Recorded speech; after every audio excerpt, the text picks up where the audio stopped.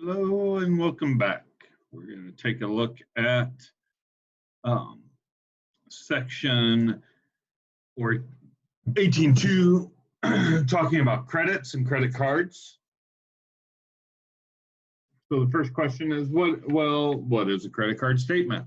Your credit card statement is simply your record, the record of transactions for that month. So every month you go, anytime you swipe, that all is going to show up on,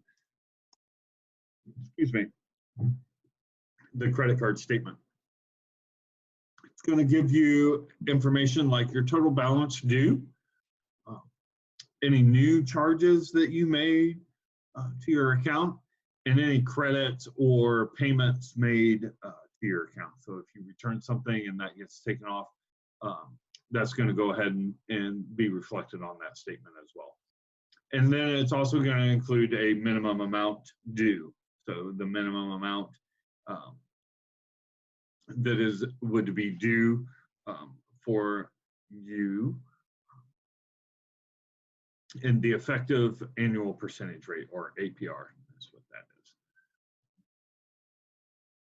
is. So all of that information, I can go back in just a slide. All of that information are things that you are going to find on your credit card statement. A lot of times they will give you a general synopsis. So it's going to list all of this stuff in a little box. Like you saw if we looked at the bill work from today. So this is just a sample of the top part of your credit card statement. So you can see the previous balance there. He made a payment or otherwise received credit, made some more purchases. The detail of these purchases are down here below. And then it's going to give you how much money you can take out, any fees that have been charged, how much money you have, like your total credit line and your total what you're using, and then how much money you have for cash as well.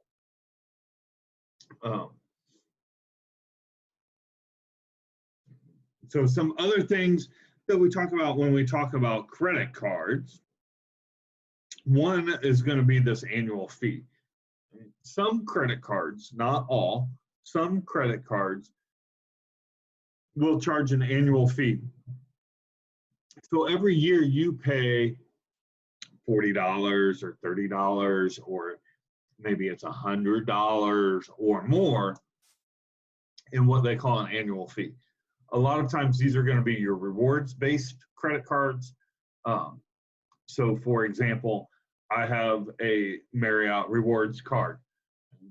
I do pay an annual fee for that rewards card, but I get my rewards points, right, based on my purchases. So that's part of that fee. And then I also get some other perks and privileges that then offset that fee. Things that I would normally pay, I get for free now. So it's worth that annual fee. Again, like everything else, this is a consumer decision. We've talked about consumer buying decisions in the past. This is another consumer buying decision. Is what you're paying in an annual fee more than what you're getting and the goods and services that you're getting for that annual fee? Then not a wise choice.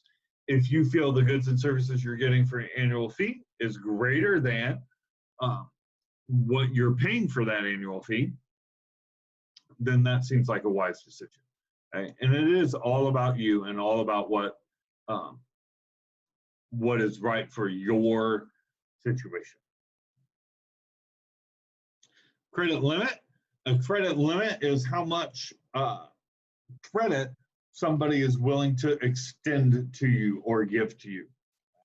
So this is how much you would be willing to go into the store and swipe. And when you hit that limit, you're gonna get the transaction is denied and that kind of thing. And hopefully we don't ever go up to our limit. Hopefully we make a purchase at the end of the month, then we pay that purchase off, right? So that we're never incurring that interest. And then we're never gonna get the maximum amount that they're willing to pay.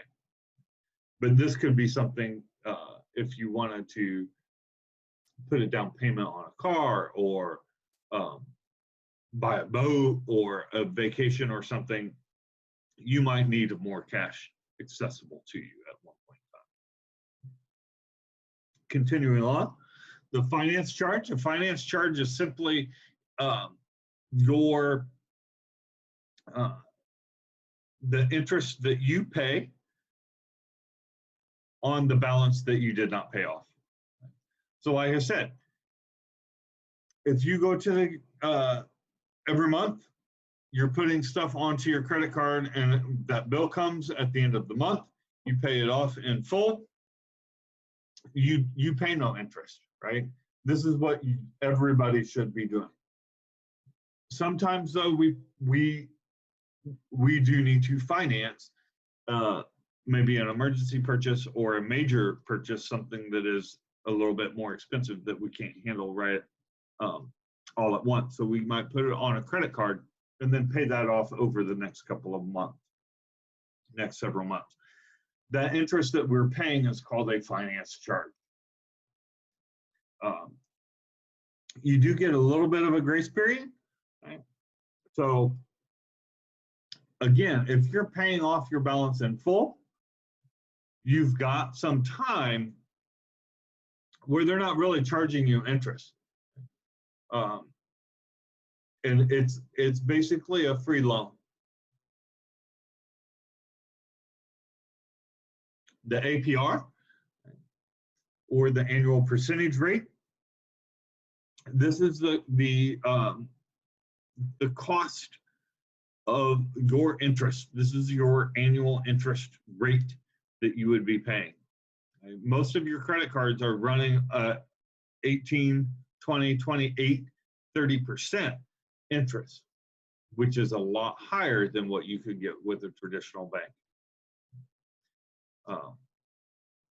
Remember, this is getting compounded. So if you're not paying off that balance in full and you're not paying off your interest, that interest is adding on to your balance, and then you're paying interest on top of it. You may get an introductory rate. So an introductory rate is a lower percentage, a lower APR, for a very short period of time. It might be 6 months, it could be 18 months, it could be 2 years, but they have a low introductory rate. This is to get you in the door, right? This is their way of lowering their cost to you so that you take their credit card, that you sign up with your credit card. Eventually that rate's going to go away or expire, and then you'll be back to the 20 or 30% that they typically would charge. Any questions?